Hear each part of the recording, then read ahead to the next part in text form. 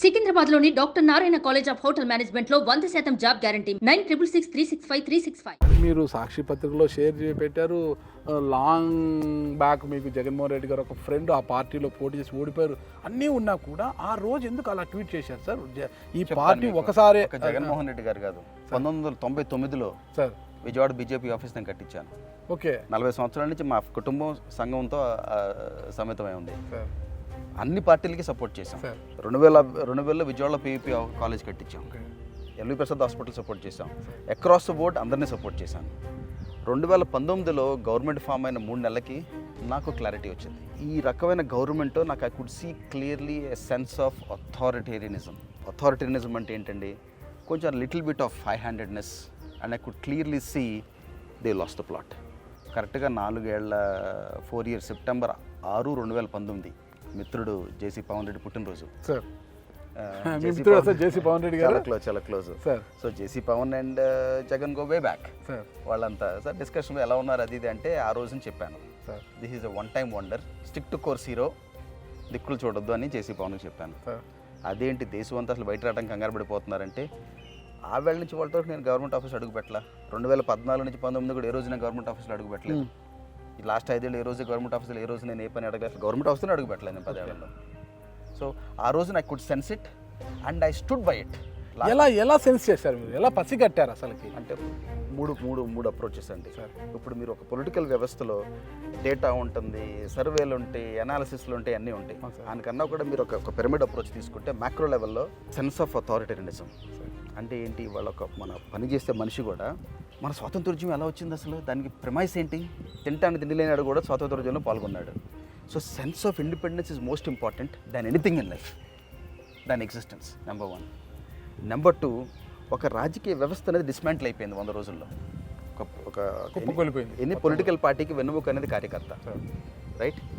ఆ కార్యకర్త నడ్డి విరిచేశారు. ఆ కాడు వదిలేశారు. సచివాలయ వ్యవస్థ, వాలంటీర్ వ్యవస్థ తీసుకుని. నెంబర్ 2. నెంబర్ 3, కొంచెం సోషల్ ఆర్డర్ కూడా I could clearly see change చేసేద్దామని అటెంప్ట్ చేశారు. సో ఓకే, అవన్నీ కూడా combination of all these 3 usually you see and upheaval ఎటర్ జరిగినప్పుడు రిజల్ట్ ఎప్పుడు అదర్ ఎక్స్ట్రీమ్లో వస్తుంది. అదేంటంటే మన సెన్స్ చేసి మనకు ఆ విజన్, ఇంట్యూటివ్నెస్ ఉండాలి. ఓకే, ఇంట్యూషన్ అంటే అర్థమైందండి. ఆ ఇంట్యూషన్ మనకు చెప్తుంది ఇలా జరగబోతోంది అని.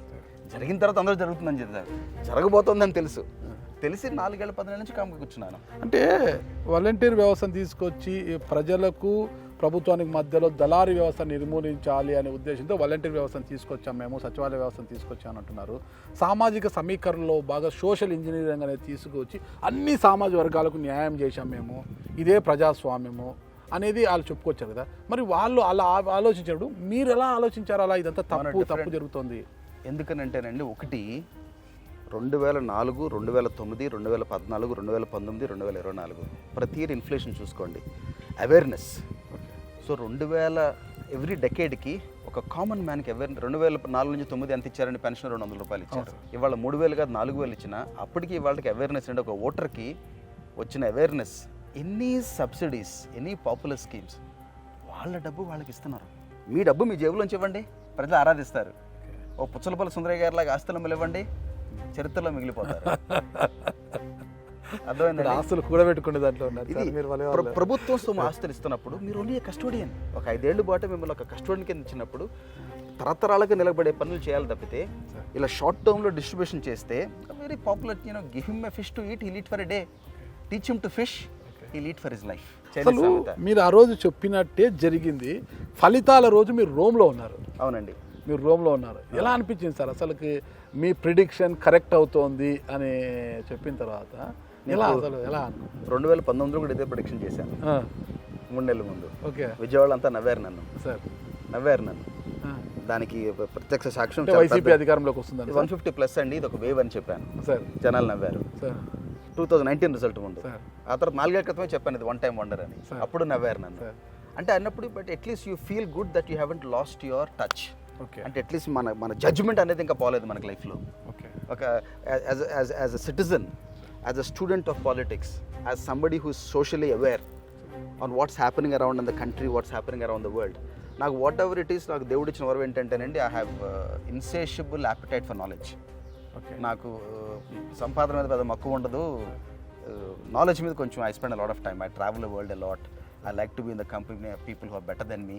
సో లెర్నింగ్ ప్రాసెస్ నాకు కంటిన్యూస్గా ఉంటుంది. సుమన్ టీవీలో మీ పర్సనల్ అండ్ బిజినెస్ ప్రమోషన్స్ కోసం కింది నెంబర్కి కాంటాక్ట్ చేయండి.